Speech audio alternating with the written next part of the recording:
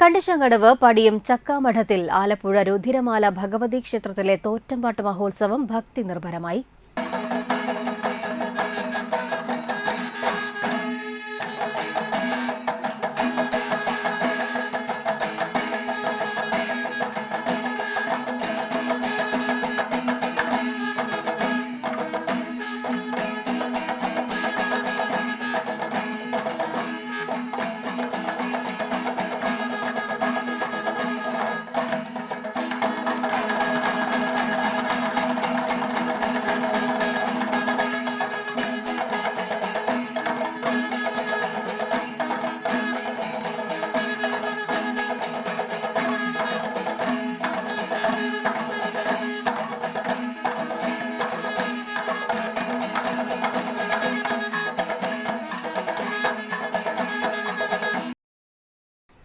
ചടങ്ങുകൾക്ക് ക്ഷേത്രം തന്ത്രി പുരുഷോത്തമൻ നമ്പൂതിരി, ക്ഷേത്രം മേൽശാന്തി സജീവ് ശാന്തി തുടങ്ങിയവർ മുഖ്യ കാർമ്മികത്വം വഹിച്ചു.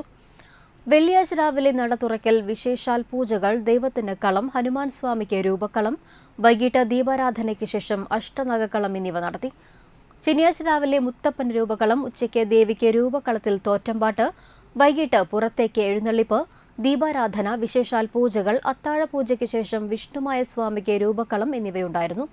ഉത്സവ ദിവസമായ ഞായറാഴ്ച രാവിലെ അഭിഷേകം, ഗണപതി ഹോമം, വിശേഷാൽ പൂജകൾ, കലശപൂജ, ഉപദേവതമാർക്ക് കലശമാടൽ, തുടർന്ന് ശീവേലി എഴുന്നള്ളിപ്പ് എന്നിവയും നടത്തി.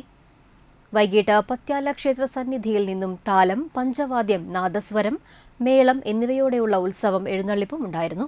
വൈകിട്ട് ദീപാരാധനയ്ക്ക് ശേഷം തായമ്പകയുമുണ്ടായി.